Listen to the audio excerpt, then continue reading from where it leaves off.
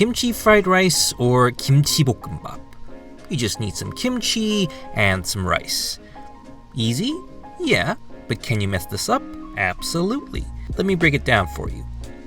First, we need the rice. Ideally, it should be day-old rice kept in the fridge, but do take the rice out for an hour before cooking it.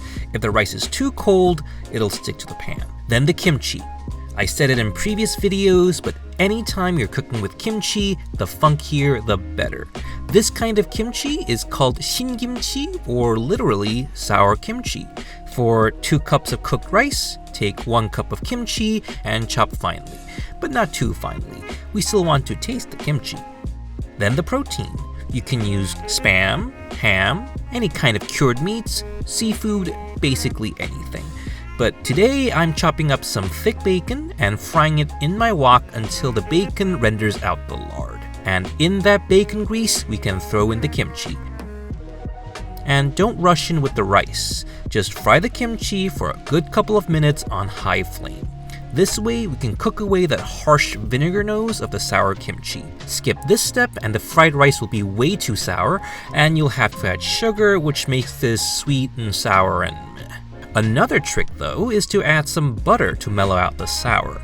Butter and kimchi just goes so well.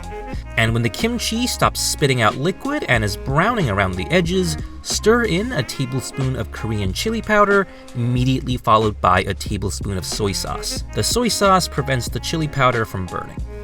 And now we can stir in the rice. And you really have to get in there and stir this until the rice turns a bright neon orange through and through.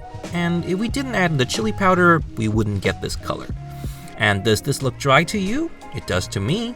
So we'll introduce some more butter to the situation, about another tablespoon. And stir, stir, stir. Oh, if you don't like butter, add in some sesame oil instead. And when the rice is glistening and just about to stick to the bottom, give it a taste. If it's bland, add some salt. Still too sour, add in a tiny pinch of sugar. Remember, this shouldn't taste sweet. But for me, a good pinch of MSG. This is a umami-forward dish, so let's double it down. And you can serve this as is, but I like to sprinkle some scallions and sesame seeds. Oh, but Jeha, aren't we missing something? You bet we are. No self-respecting kimchi fried rice is complete without a sunny-side-up fried egg. Or in this case, 2 sunny-side-up fried eggs per person. Oil in a pan, crack in the eggs, and when the eggs are set, cover and kill the heat. And if you haven't tried this, you're seriously missing out. It's spicy, funky, savory, and fluffy in all the right places. And the egg just gives it a velvety coating. Can't be a better Sunday lunch.